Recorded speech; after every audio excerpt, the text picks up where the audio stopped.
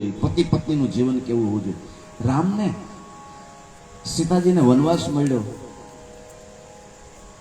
અને એ તો 14 વર્ષ ભોગવી લીધું સીતાજી, પણ એ 14 વર્ષમાં એને દુઃખ કેટલું પડ્યું.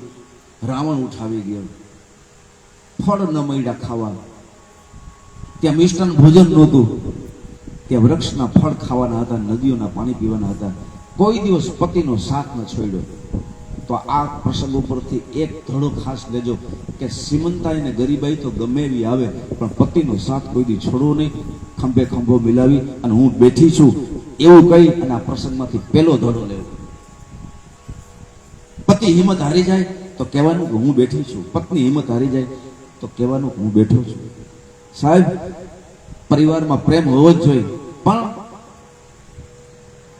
કદાચ એવું બને કે દીકરાને વહુ લઈ જાય અને દીકરીને જમાઈ લઈ જાય. સાસુ સસરા આપણાથી મોટી ઉંમરના છે, ડબલ મોટા છે, એટલે એ જગતમાં વયા જશે અને આપણા માતા પિતા આપણાથી ડબલ મોટા છે, એ જતા રહેશે. જિંદગી આખી સાથ આપશે પત્ની, તો પત્નીનો ખ્યાલ રાખવો. જિંદગી આખી સાથ આપશે પતિ, એ પતિનો સાથ આપવો. એ આ પ્રસંગમાંથી સીતાજીએ કોઈ દિવસ જનકપુરને યાદ ન કર્યું કે હું જનક રાજાની દીકરી હું અહીં જમીનમાં ઝૂંપડીમાં હોઉં છું. ક્યારેય નહીં, નેવર. ઝૂંપડીમાં સૂતા છે સીતાજી. એ દર્ભની પથારી ઉપર, ક્યારેક દાભડા ઉપર બેસજો, દર્ભની પથારી ઉપર. ક્યારેય પિયરને યાદ ન કર્યું, ક્યારેય નહીં. કાગળનો કટકો લખીને મોકલ્યો નથી તારી દીકરી દુખી છે, ક્યારેય નહીં. આવી દીકરી જેની પાસે હોય ને એના માવતર પગે લાગવાના, એના માવતરને પગે લગાય. શું સંસ્કાર આપ્યા છે તમારી દીકરીને તમે?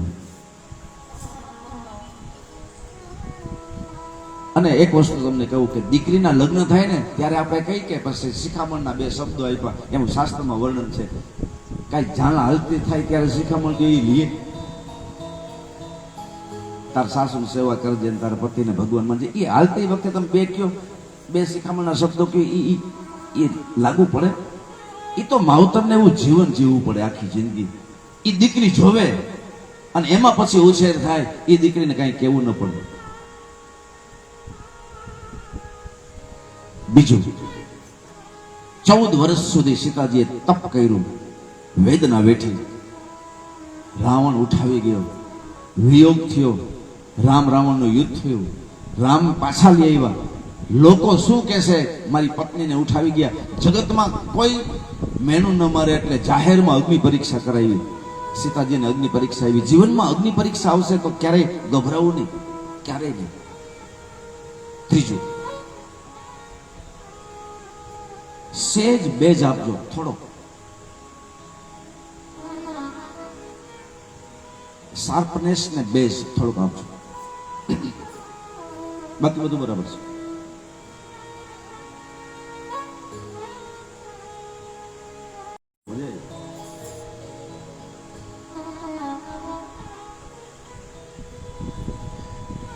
तो मेरे भाई बहन, આ જીવસ મળ્યો, કોઈ ફરિયાદ નહીં. હવે હદ થઈ ગઈ. 14 વર્ષ જ્યાં વીતી ગયા ને અને પાછા ઘરે આવ્યા, બધાય દુઃખ, આ દુઃખ સહન કરી શકાય એવા નથી. 1 દિવસનો હોય તો માણસ સહન કરે, 14 દિવસનો હોય તો માણસ છે ને એ કદાચ આંખ બંધ કરીને 14 દિવસ કાઢી નાખે. 14 મહિનાનું હોય તો આ તો 14 વર્ષ સાહેબ જીવન પૂરું થાય. 14 વર્ષનું દુઃખ એ પૂરું થઈ ગયું અને ઘરે આવ્યા. એક ભજન છે, આપણે બાપુને કહેશું કે એ લીટી તો ખાસ ગાજો, કે એ ભજનમાં એવા શબ્દો છે કે માંડ રે કરીને અમે અયોધ્યાના ઝાડવા જોયા, ત્યાં તો પાછા દુઃખ આવ્યા, પાછો વનવાસ આવ્યો સીતાજીને. રામે એમ કીધું, કારણ કે લોકો એવી ચર્ચા કરતા હતા કે પરીક્ષા કરી કે સીધી એમનું ઘરમાં બેસાડી દીધી. આ જગત છે, જગતની વાતોમાં બહુ ધ્યાન દેવું નહીં. આ જગત ગમે તે બોલે, પણ ભગવાનના દૂતો સાંભળી ગયા.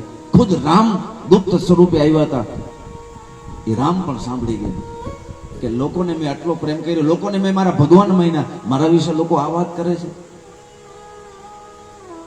રામ રાજ્યની આપણે વાતો કરીએ છીએ ને, એ રામ રાજ્યમાં એમ કીધું હતું કે રામને પોસાય, મને નહીં. એની પત્નીને રાતમાં કાઢી મૂકી હતી. રામને આઘાત લાગ્યો. એ લોકોની વાત સાંભળીને રામે સીતાનો ત્યાગ કર્યો. પણ કરુણા એ છે કે સીતાજીનો જ્યારે ત્યાગ કર્યો ભગવાન રામે, ત્યારે આ દુનિયામાં કોઈને ખબર નથી કે સીતા ગર્ભવતી છે. એ કોઈને ખબર નથી. આ વાત રામ એક જાણે છે, સીતા જાણે છે. બસ યુવાન છે અને ગર્ભવતી છે. સીતાનો ત્યાગ કરી નાખ્યો. જનક રાજાની દીકરી, સમ્રાટની, જેનો સસરો દશરથ રાજા, પતિ જેનો રામ, પિયરમાં જનકપુરી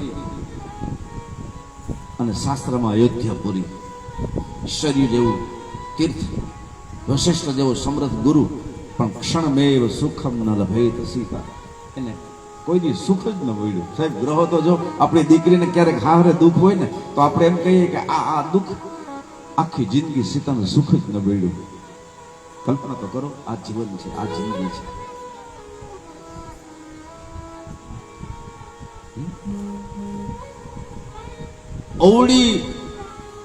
અવડા મોટા બાપની દીકરી, અવડા મોટા શાસ્ત્રની પુત્રવધુ, આ રામની પત્ની, એ સામાન્ય ગરીબ માણસ જેમ પોટલું ભરીને એમ હંકેલવાનો ટાઈમ ન મળ્યો. તમારો રામે ત્યાગ કર્યો છે. કલ્પના તો કરો, કલેજા હલી જાય. એટલે કપડા થોડાક લઈને પોટલું ભરી લીધું, કેળમાં પોટલું લીધું. સાહેબ, એ આ દ્રશ્યને આપણે રામાયણમાં વાંચીએ ને તો આપણે આગળ વાંચી ના શકીએ, હૈયું ભરાઈ જાય. રામાયણ બંધ કરી દેવી પડે. આ ઉત્તરકાંડની કથા છે. પોટલું ભરી લીધું. પણ આમાંથી સાર લેવાનો છે ને, મારું મહત્વ એ છે, આમાંથી આપણે સાર લેવાનો શું છે. પોટલું ભરીને સીતાજી નીકળી ગયા અયોધ્યા સુધી. સાહેબ, ક્યારેક તમે કલ્પના કરી છે, જીવનમાં અમુક પ્રસંગો જ એવા હોય કે આપણે જોઈ ન શકીએ. દીકરી હારે જાતી હોય અને મા એને બાજુમાં મળવા જાય નહીં આપણે જોઈ શકીએ. એની બેન એને મળવા જાય જોઈ શકીએ. એનો ભાઈ એને મળવા જાય જોઈ શકીએ. આડોશી પાડોશી સગા સંબંધ હોય એ બધા તો મહેમાન હોય એટલે એને બહુ કઈ પ્રેમ ન હોય. દીકરી એ બહુ રડી ન પડે, ખાલી માથે હાથ મૂકીને બેટા થોડાક ગંભીર થઈ જાય. પણ એની માં જયારે બચ ભરે ને ત્યારે થોડુંક વધારે ગંભીર. એનો ભાઈ રડે, એની બેન રડે. પણ એ બાપને દીકરી જયારે હામાં હામાં આવીને ઉભા રહીએ ને, એ પ્રસંગ બહુ કરુણ છે. જગતમાં ઘણી પ્રકારના પ્રેમ છે, પણ બાપ અને દીકરી, માં અને દીકરો, બેન અને ભાઈ, અતિ જ્ઞાની ગુરુ અને શિષ્ય, આ પ્રેમ જ જુદા છે. એના વર્ણન શાસ્ત્રકારો કરી નથી શક્યા.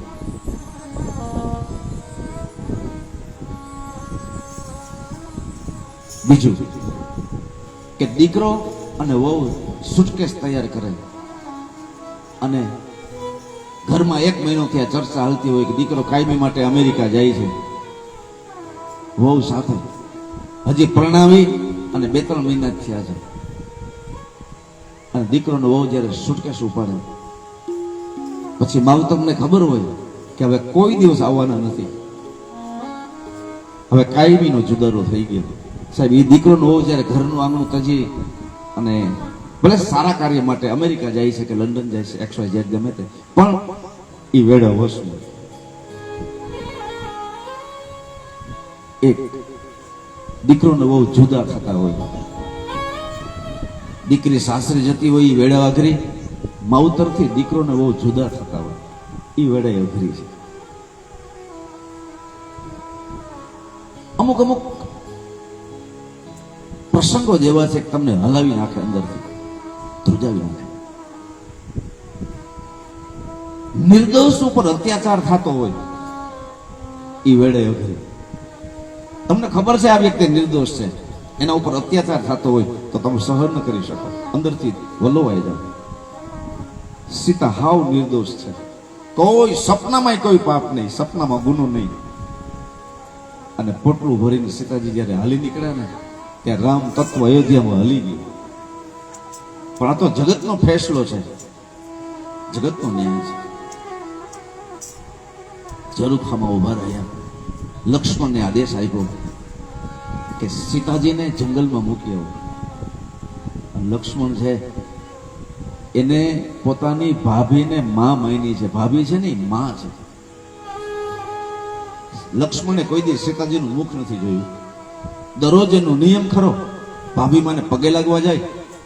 અને સીતાજીનું હરણ જ્યારે થયું ને ત્યારે રામ પાગલ જેવા થઈ ગયા હતા. અને સીતાજીના ઘરેણા હતા એ લક્ષ્મણને બતાવતા હતા કે આ તારા ભાભીના છે ને જો ને. ત્યારે લક્ષ્મણે રામના ચરણ પકડીને કીધું કે હું ભાભીમાના કુંડલને ઓળખતો નથી. ના હમ જાનામી કંકણમ ના હમ જાનામી કુંડલમ. હું કંકણને ઓળખતો નથી. મારી ભાભીમાં ચૂડલો કેવા પહેરતા એ મને ખબર નથી. કેમ?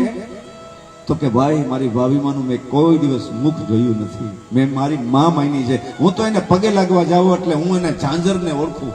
ઝાંઝર બતાવો તો મને ખબર હોય કે મારી માના છે. આ લક્ષ્મણ છે.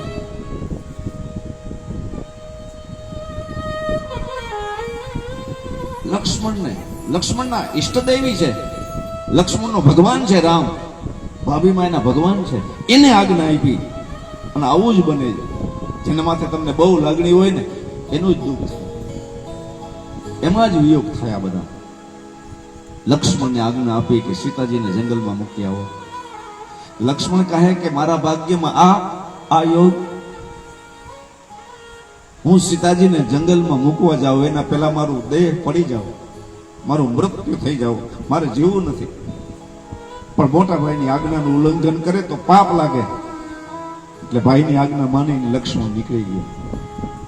રથ તૈયાર થઈ ગયો. સન્નાટો થઈ ગયો અયોધ્યામાં. ઓહો, લોકોની વાત સાંભળીને ગર્ભવતી સીતાનો ત્યાગ. લક્ષ્મણ રથ ઉપર બેસે છે. એક ગરીબ સ્ત્રી દયા આવે એવી સ્થિતિ ઊભી થઈ ગઈ. કેડમાં પોટલું લઈને ખુલ્લા પગે, ચપ્પલ પણ પહેર્યા નથી, ખુલ્લા પગે પોટલું લઈ અને રથમાં બેસી ગઈ.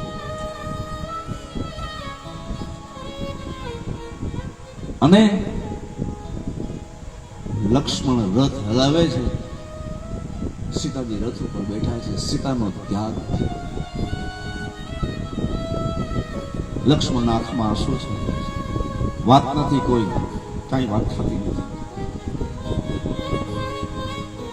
ગાઢ જંગલ આવ્યું. રાજસ્તંભ, અયોધ્યાની હવેલીનો રાજસ્તંભ નો ટેકો દઈને રામ એમને ઉભા રહ્યા. જ્યારથી સીતાનો ત્યાગ કર્યો ત્યારથી સુવર્ણના ઢોલિયા ઉપર રામે સુવાનું બંધ કરી દીધું. મેં લગ્નમાં વિધિમાં વચન આપ્યું છે મારા પત્નીના સુખે સુખી અને દુખે દુઃખમાં હું ભાગ આપીશ.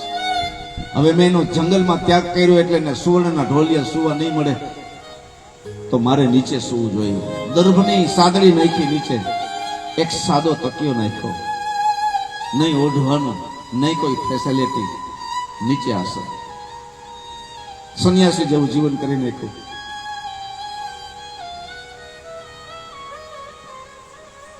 ગમે એની છાતી ફાટી જાય.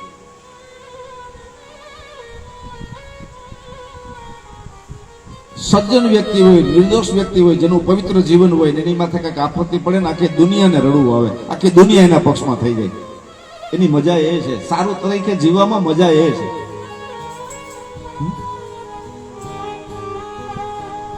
સંત જેવું, સંન્યાસી જેવું જીવન કરી રામે સાદરી નીચે નાખીને બેસી ગયા. સાહેબ, અયોધ્યાનો મહાસમ્રાટ ઘાયલ થઈ ગયા. કોઈ આશ્વાસન આપવા વાળું ન રહે. શું કામ? કે માતા અને પિતા સ્વર્ગે ગયા, કોઈ છે નહીં. માતાઓ યાત્રા કરવા ગઈ છે, પિતાજી સ્વર્ગે ગયા. તો રામને વનવાસ મળ્યો ને ત્યાંથી જ સ્વર્ગે જતા રહ્યા રામ રામ કહી. અને 3 માતા હતા. સાહેબ, ઘરમાં હાવ હોય ને એને મોજ છે, લાવો લેવા જેવો છે. એના પકડી લેવો, એનું અનુભવનું ગોડાઉન તમને આપી દેશે. તમને જગતમાં ક્યાંય શિખામણ લેવા જવાનો વારો નહીં આવે. એક મજા છે. પણ આજ ઘરમાં કોઈ નથી આશ્વાસન આપવા વાળું. 3 સાસુ યાત્રામાં ગઈ, છોકરાઓ નોધારા થઈ ગયા. ઘરમાં વડીલ તરીકે ગ્રામ એ રહ્યા, પણ આજ ઘરનો મોભી જ ભાંગી ગયો. અને ઘરનો મોભી ભાંગે ને ત્યારે નાનાની દશા શું થાય? દશા શું થાય? ઘરના મોભી નાના ભાઈ, નાના ભાઈની વહુના દેખતા રડી પણ ન શકે, કારણ કે એ રડે તો આખું ઘર ભાંગી જાય. જેને દુઃખ હોય એ મોટા ભાઈ પાસે લાડ કરે. ભાઈઓની વહુ ભાઈઓ એ પોતાનો પ્રશ્ન લઈને આવે, બધાને માથે હાથ મૂકી સોલ્યુશન કરી દે, પ્રશ્ન સોલ્વ કરી દે. પણ એ જ્યારે ભાંગે ત્યારે શું કરવું? આજે રામ ભાંગી ગયા છે, એકલા પડી ગયા. આવા જીવનમાં પ્રસંગો આવશે, યાદ રાખજો. આપણી રામાયણ છે. તમે 5માં પૂછાતા હો, આખી દુનિયા તમને પગે લાગે, આખી દુનિયા તમારી હાય કરે, અને ઘણી વખત તમને એવું થાય કે આજ તમે એકલા પડી ગયા છો. કૃષ્ણને બાણ લાગ્યું,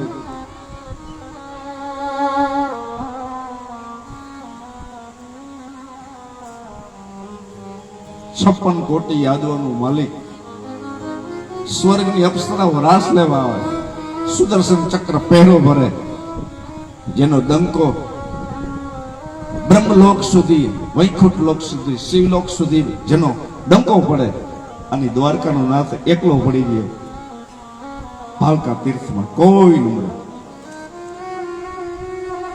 બાણ લાગ્યું. સાહેબ, કોકને પગમાં કાંટો લાગે ને પછી લૂલો હાલે ને તો બધાને દયા આવે. ભગવાનને બાણ લાગ્યું ભાલકા તીર્થમાં. લૂલા હાલતા હાલતા 3 કિલોમીટર હાલ્યા ગયા. કોઈ છે નહીં. તરસ લાગી પાણીની, કોઈ પાણી આપવા વાળું ન બને. જ્યાં નજર કરે સુવર્ણની દ્વારિકા, દાસ દાસીઓ, નોકર ચાકર, 16,108 પટરાણી, આજ કોઈ પાણી આપવા વાળું ન બને. આ જિંદગી છે, આ આપણી કથાઓ છે. જીવનમાં ક્યારેય એકલું લાગે ત્યારે આ પ્રસંગને યાદ કરજો. ત્યારે પણ કૃષ્ણ હિંમત હાર્યા નથી. આ રડવા માટે કથા નથી કરતો, આ તમને જગાડવા માટે કથા કહું છું. જીવનમાં ગમે એ ઘટના આવે ત્યારે જાગજો. આવું આવશે. અહીં કોઈ રહેવાનું નથી. પતિ અને પત્ની નહીં, પણ એક દિવસ જોડી ખંડિત થાય. પાછળથી કેમ રહેવું, હિંમત હારવી નહીં. પત્ની આગળ જાય કે પતિ આગળ જાય, એકલો રહેવાનો વારો એક વખત આવશે. દીકરાઓ ને વહુ પણ અલગ થશે. આ આપણી કથા છે. પણ એ સમયે હરિના નાવમાં બેસીને તમારે હિંમતથી યાત્રા કરવાની છે. આ કૃષ્ણની કથા છે. એકલા પડ્યા છે ભગવાન, કોઈ નહીં.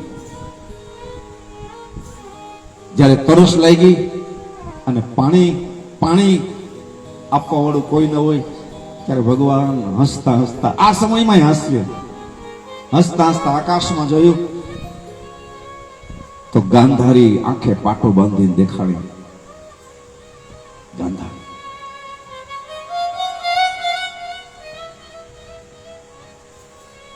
કૃષ્ણે કહ્યું, ગાંધારીનો શ્રાપ એને યાદ આવ્યો કે અભિમન્યુને પાણીની તરસ લાગી હતી. ઓલા કર્ણ પાસે પાણી હતું, મારા છોકરાને પાણી ન મળ્યું. 7 જણા ભેગા થઈને મારી નાખ્યા. છેલ્લે એકલો પડી ગયો અભિમન્યુ. એનો બાપ સાથે નતો અર્જુન. એકલો પાડી દેવામાં આવ્યો. કૃષ્ણ, તારા 56 કોટી યાદુઓ છે. મારા અભિમન્યુને પાણી નહોતું મળ્યું ને એકલો પડી ગયો તો તારા 56 કોટી યાદુઓ છે. અંત સમય તું એકલો પડી જઈશ કે તને પાણી નહીં મળે. આ ગાંધારીએ કર્યું હતું. આજે ભગવાન એકલા પડ્યા છે. સાહેબ, બધું ભગવાન કરી શકે, પણ મનુષ્ય રૂપે જન્મ લીધો છે એટલે ગાંધારીનો શ્રાપને માથે ચડાવ્યો.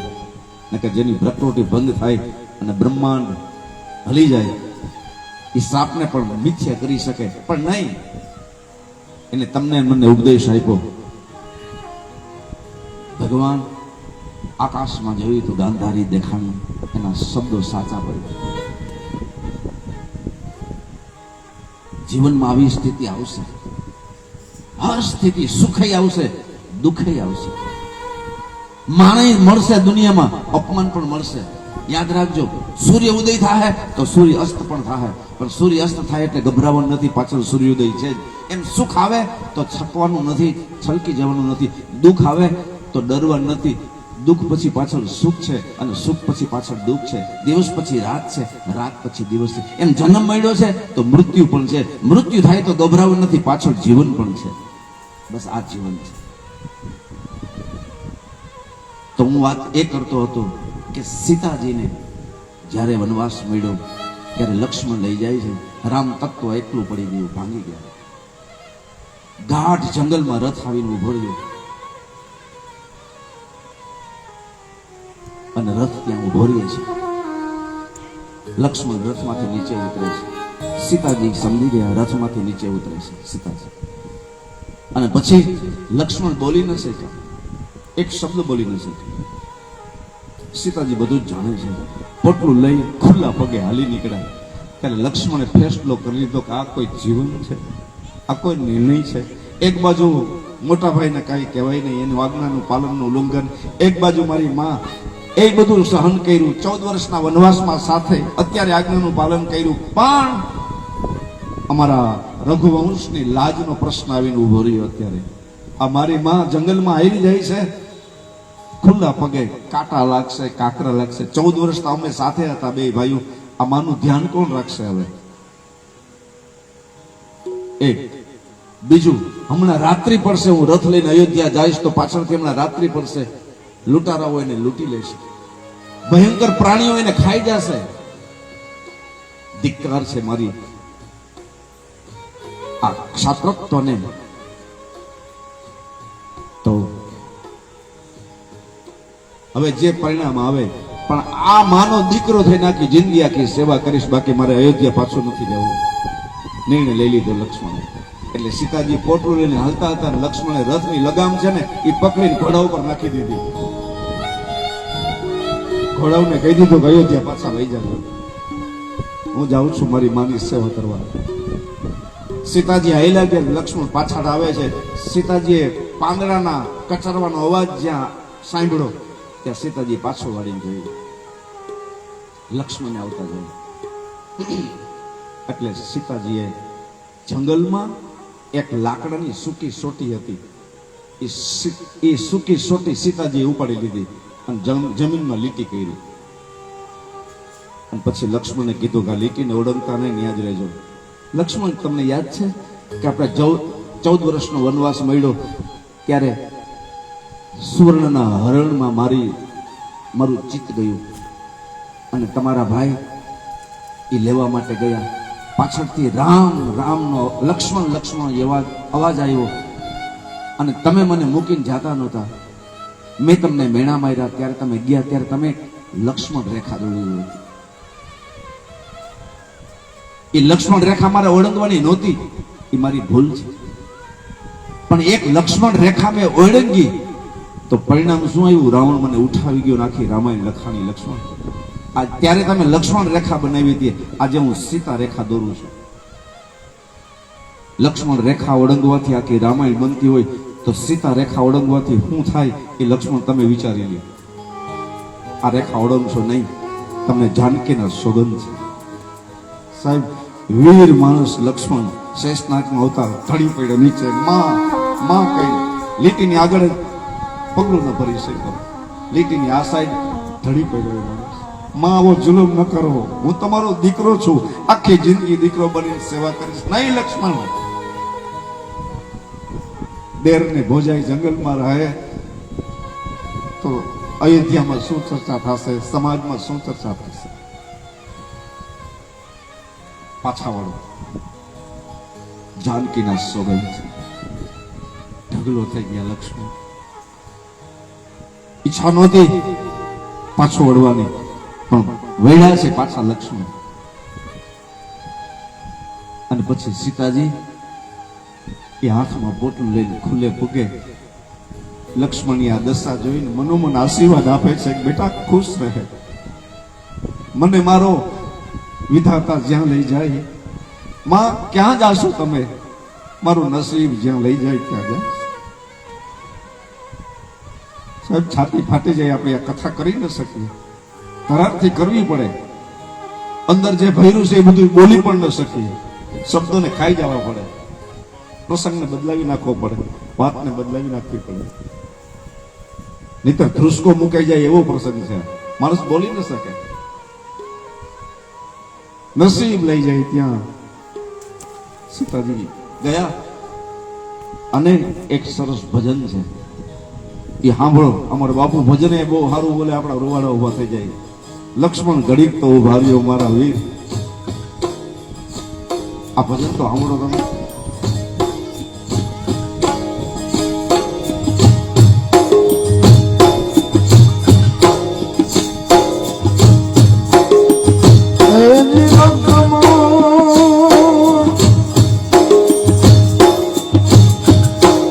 ઘડીક તો ઉભારો મારા વીર,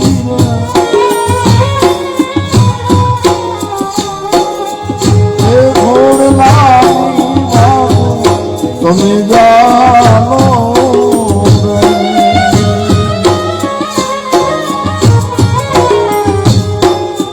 કરવી મારે રાઘવના હૃદયની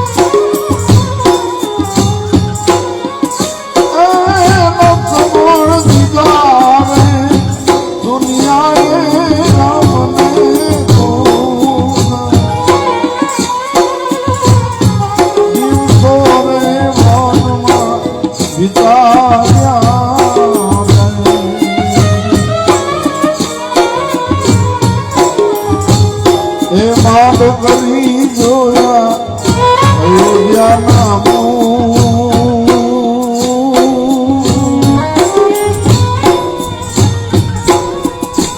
એ માંગ માંગ જોયા અયોધ્યાના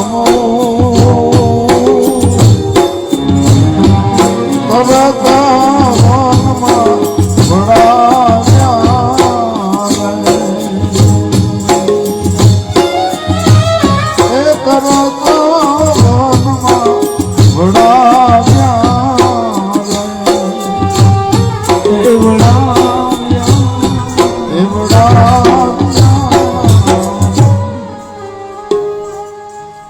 ભજન પણ એવા છે એના.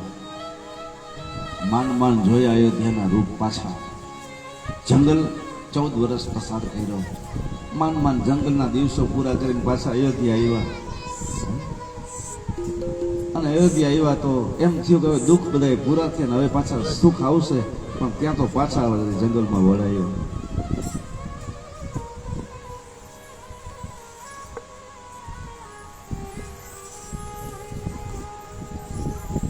અદ્ભુત છે બધા પ્રશ્ન.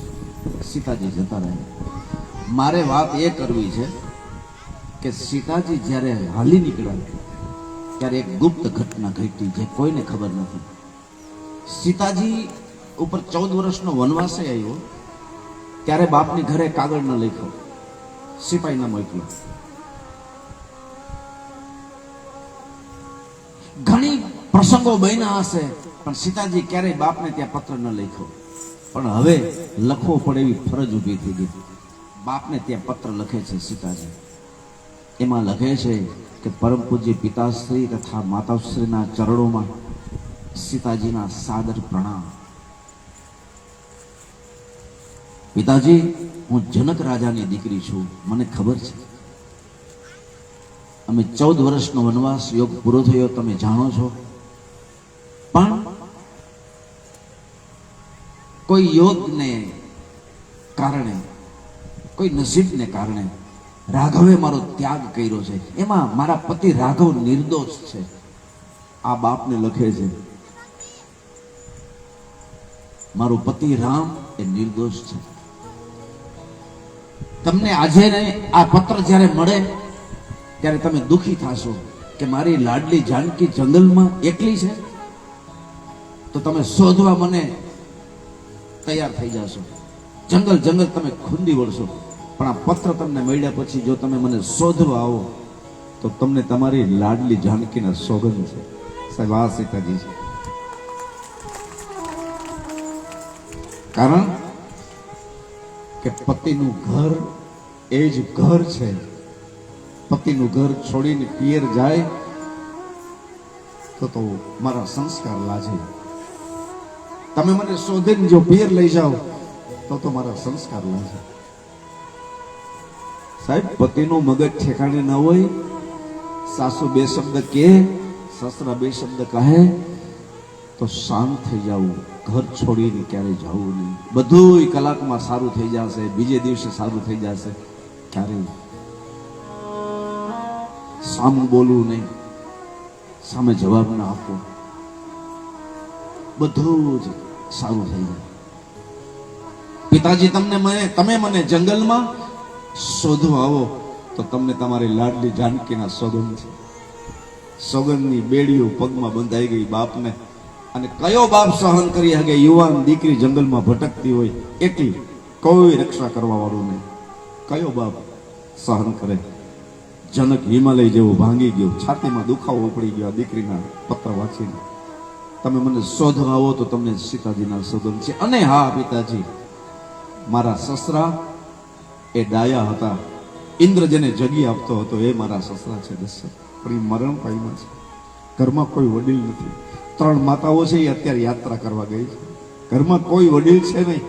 અત્યારે વડીલ તરીકે તમારા જમાઈ રામ એક છે. એ બધા એને સાચવે છે. અને એ રામ જ્યારે ભાંગી પડે એટલે કે અમારું અયોધ્યાનું નાવ દરિયામાં ડૂબે, એ સમાચાર તમને થાય કે હવે અયોધ્યાનું નાવ ડૂબે એમ છે. એ ટાઈમે તમે અયોધ્યા જઈને એ અમારા ડૂબતા નાવને તારો નહીં તોય તમને જાનકીના સોગંદ છે. મને શોધવા આવો તોય જાનકીના સોગંદ. અને ટાઈમે અયોધ્યા જઈને નાવ ન તારો અને તમારા જમાઈને આશ્વાસન ના આપો, હિંમત ના આપો કે તારા પિતાજી ભલે મૃત્યુ પામ્યા હોય પણ સાસરો એ બાપ ઠેકાણે છે. હું બાપ બની અને તમને હિંમત આપવા આવ્યો છું. તમે મારા છોકરાઓ છો. દીકરીને જમાઈ સાહેબ એ દીકરા જ છે આપણા. અને ત્રીજું કે મારું ઉપરાણું લઈને અયોધ્યા તમે રામને કાંઈ ઠપકો આપો તોય તમને જાનકીના સોગંદ છે. આ સાહેબ ખાનદાની જોઈને તો હૈયું ભરાઈ આવે. શું ખાનદાની છે? કોક માણસ જેવું સર્જન થાય કે એના ગુણ તમે યાદ કરો ને તો તમે ધ્રુસકા મૂકીને રોઈ પડો. સીતાજી એટલે બધાને વાલા છે. આ ધડ માથા નમી જાય છે ને જ્યાં મંદિર આવે ત્યાં, એ આ કથાઓમાં વેદના પડી છે. આ સીતા પાત્ર છે. આ સીતાનું દર્દ તમે સાંભળો ને તો આપણું હૃદય ધડકવાનું ભૂલી જાય ઘડીક વાર. અને એના કરતા 100 ગણું દર્દ રાધાજીનું છે. આજે પૂર્ણાહુતિ છે, આ સીતાનો પ્રસંગ કહું છું. ભવિષ્યમાં જીવતા રહીને ભેગા થાશું તો હું આ દર્દ પછી રાધાજીનું કહીશ કે રાધા હું દર્દ છે. આજે શક્ય નથી રાધાના દર્દની કથા. આજ તો જીવન કેમ જીવવું એક વાક્ય ઉપર હું આ પૂર્ણાહુતિમાં ચર્ચા કરું છું. તો બાપના હાથમાં પત્ર એમને રહી ગયા. પત્ર ખિસ્સામાં રાખી દીધો. સાહેબ, માણસ બધાય પાસે કઈક છુપાવે, પણ ઘરના માણસ પાસે કાંઈ ન છુપાવે. અને પતિ પત્નીનો સંબંધ જ એવો છે કે એકબીજા પાસે દુઃખની વાત કરી શકે. પત્નીને મિત્ર બનાવે. જો ગ્રહસ્થાશ્રમ ધર્મને તમારે એકદમ લક્ષ્મી નારાયણ જેવો બનાવવો હોય, શિવ પાર્વતી જેવો બનાવવો હોય, બ્રહ્મા સાવિત્રી જેવો બનાવવો હોય, તો પત્નીને મિત્ર બનાવે. પત્ની બધી પતિને વાતો કહી શકે, પતિ બધી પત્નીને વાત કહી શકે. આ જગતમાં કોઈ નજીકમાં નજીક પરમ મિત્ર હોય તો પત્ની હોવી જોઈએ, પત્ની માટે પતિ હોવો જોઈએ. આ ધર્મને આધારે હું કહું છું, ધર્મ છે આપણો. એટલે જનક રાજા આ દુઃખને હળવું કરવા પોતાની પત્નીને કહ્યું કે આપણી લાડલી જાનકીને ત્યાગ કર્યો છે રામે. આટલો તો માન બોલી થઈ ગયા. પછી ધ્રુસકે રડી પડ્યા. પણ આખો પ્રસંગ જ્યારે જનક રાજાએ કીધો શું નહીં નાને, ત્યારે માની તબિયત બગડી ગઈ. આ દુનિયામાં વધારે રોગ શેના થાય છે ખબર છે? સ્ટ્રેસ લેવલ, ચિંતાથી જ વધારે રોગ થાય છે બધાને. ચિંતા કરવાથી દુઃખ, બધાય રોગનું ઘર ચિંતા. જ્યારથી સાંભળ્યું મારી દીકરી, સાહેબ માવતરને કાંઈ જોતું જ ન હોય, સોનાના મેલ ઉભા કરી દો ને, એનો દીકરો ખુશ રહે, એની દીકરી ખુશ રહે, એનો જમાઈ ખુશ રહે, દીકરાની વહુ ખુશ રહે, દીકરાના દીકરા ખુશ રહે. આ સિવાય એને કોઈ તમન્ના જ ન હોય. પણ જેને ખુશ રાખવાનું કરી છે એ તો જંગલમાં ભટકે છે. સુનૈના ની તબિયત બગડી ગઈ, ત્યાંથી ખાટે ઢળી પડ્યા. એ પછી બેઠા જ નથી. સીતાને યાદ કરતા એની ખાનદાની તો જો, બે માણસ કોઈ દી અયોધ્યા ન ગયા કે અમારી સીતાનો વાપ ન હતો.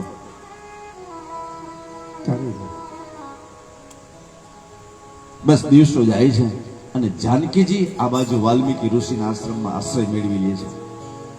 પણ એક ઘટના બની કે રાત્રે સાદડી ઉપર રામ સૂતા છે અને રામ ના ખભા ઉપર મસ્તક નાખીને લક્ષ્મણ પોતાની વાત કરે. ભરત કહે, શત્રુઘ્ન કહે.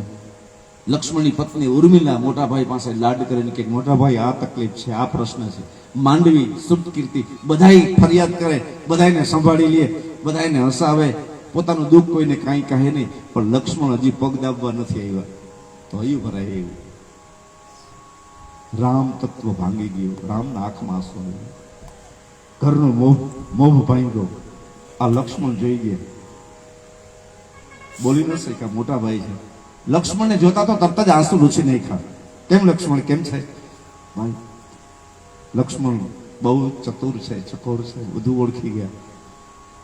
એટલે લક્ષ્મણે પત્ર લખ્યો.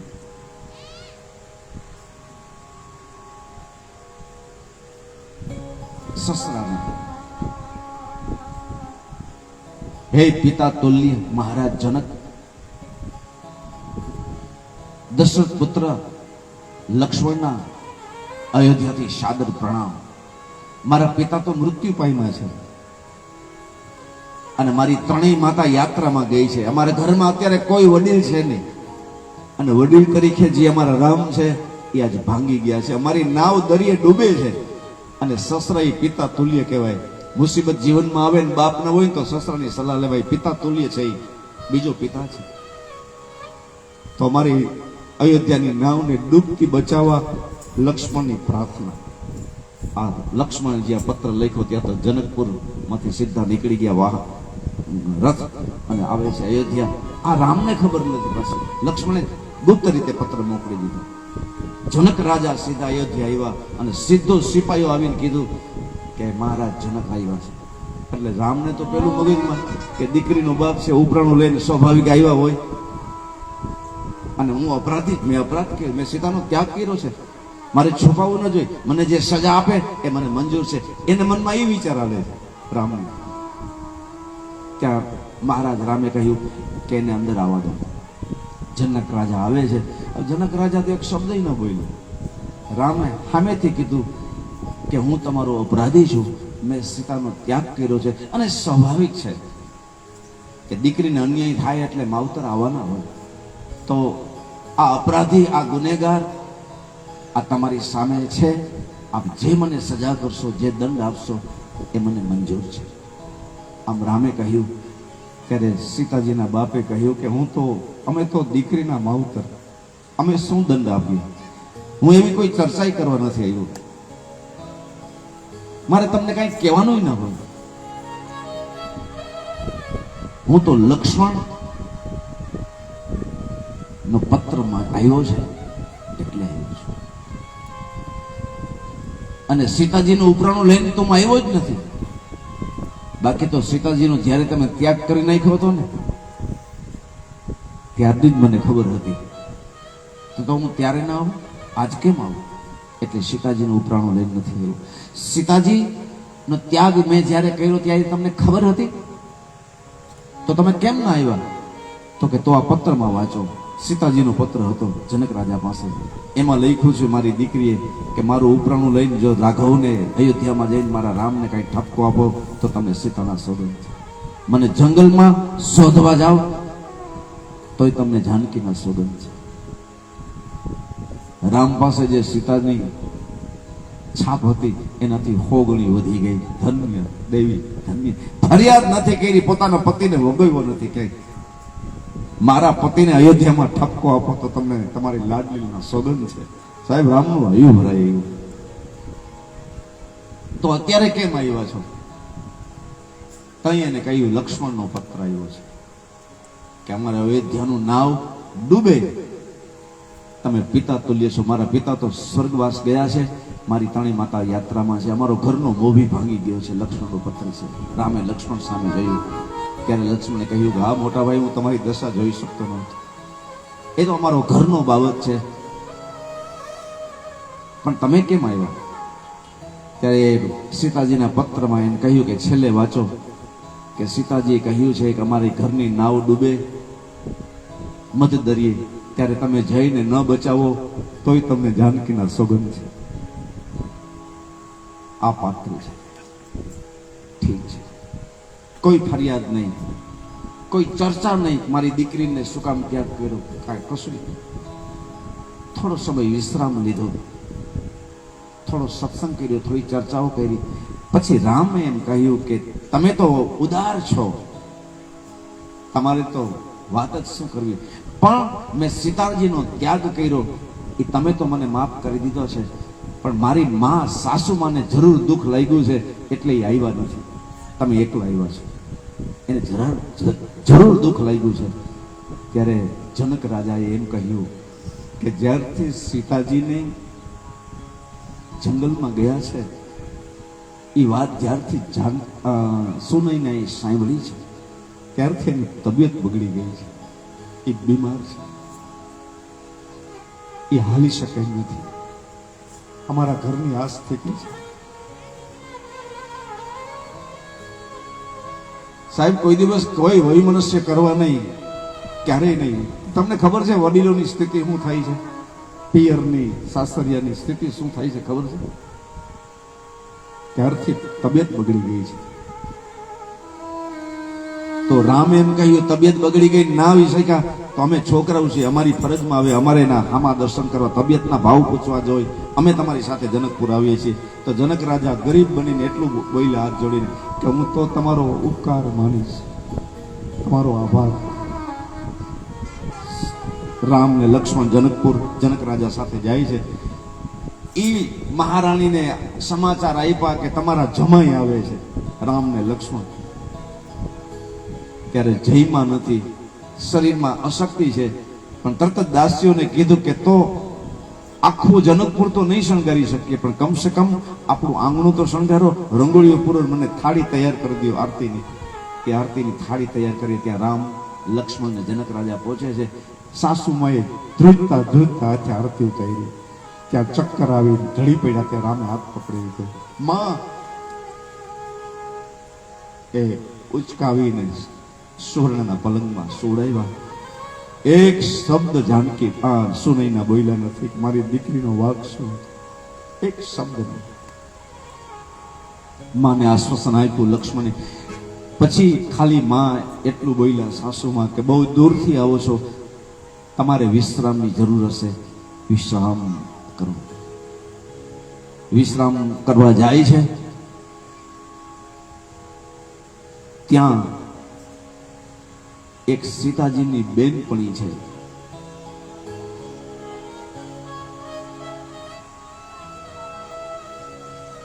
બહુ સરસ નામ છે.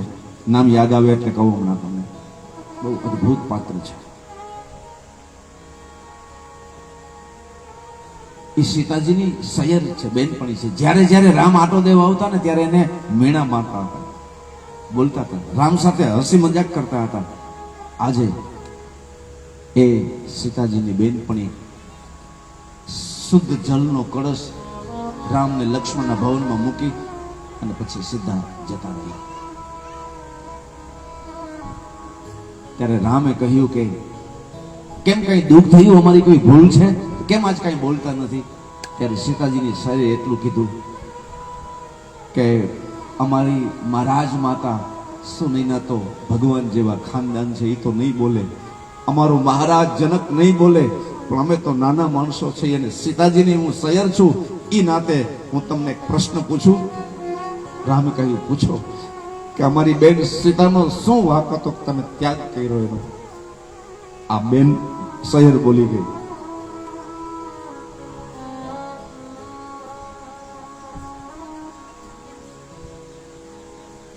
રામે કહ્યું તમારે જે વાત કરવી હોય ખુશીથી કરો.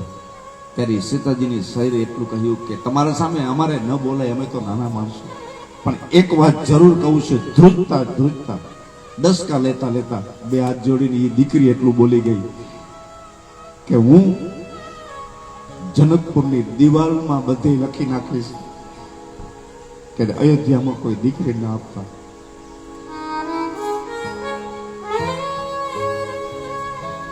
રામ તત્વ ધ્રુજી ગયું.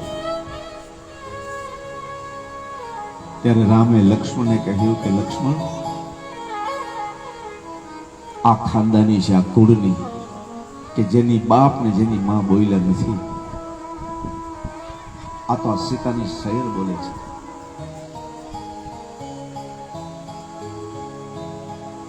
બસ થોડો સમય ત્યાં રોકાઈ પછી અયોધ્યામાં આવે છે.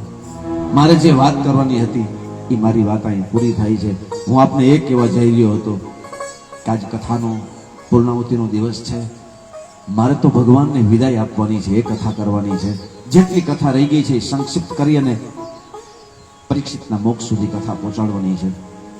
પણ આ એક શબ્દ ઉપરથી મેં અત્યારે સીતાજીનો પ્રસંગ કહ્યો કે જીવન કેમ જીવવું એ રામાયણ બતાવે છે, મરવું કેમ એ ભાગવત બતાવે છે, મૃત્યુના ભયને દુઃખને દૂર કરે છે એ ભાગવત છે.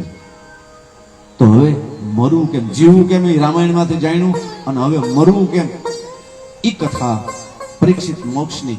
અને છેલ્લો પ્રસંગ, છેલ્લો અધ્યાય કે મરવું કેમ, આ શરીરના દેહ ઉપરથી મોહ ઓછો કેમ કરવો અને મૃત્યુ કેવું હોવું જોઈએ, કેમ મરવું, એ પ્રસંગ ઇન્ટરવેલ પછી આપણે કહીશું. અત્યારની કથાને અહીંયા વિરામ આપીએ, 5 મિનિટનું ઇન્ટરવેલ. પણ એક વસ્તુ કહું, આજે પૂર્ણાહુતિ છે અને તમે તો એટલા બધા પગે લાગવા જેવા ડાયા છો, ભગવાન જેવા, દેવ ને દેવી જેવા છો, એટલે તમને કાંઈ કહેવા પણ છે નહીં. પણ આજ મારી એક પ્રાર્થના છે કે ઇન્ટરવેલ પછી પણ શાંતિથી બેસી જાજો, નહીતર ઇન્ટરવેલ પછી અવાજ બહુ આવે છે, મને કથા કરવાની મજા નથી આવતી. ઇન્ટરવેલ સુધી બધું શાંત વાતાવરણ હોય, પણ ઇન્ટરવેલ પછી હું જ્યારે કથા કરું છું ને ત્યારે અવાજ બહુ આવે છે. એટલે મારે મહત્વની જે વાત કરવાની હતી મેં ઇન્ટરવ્યુ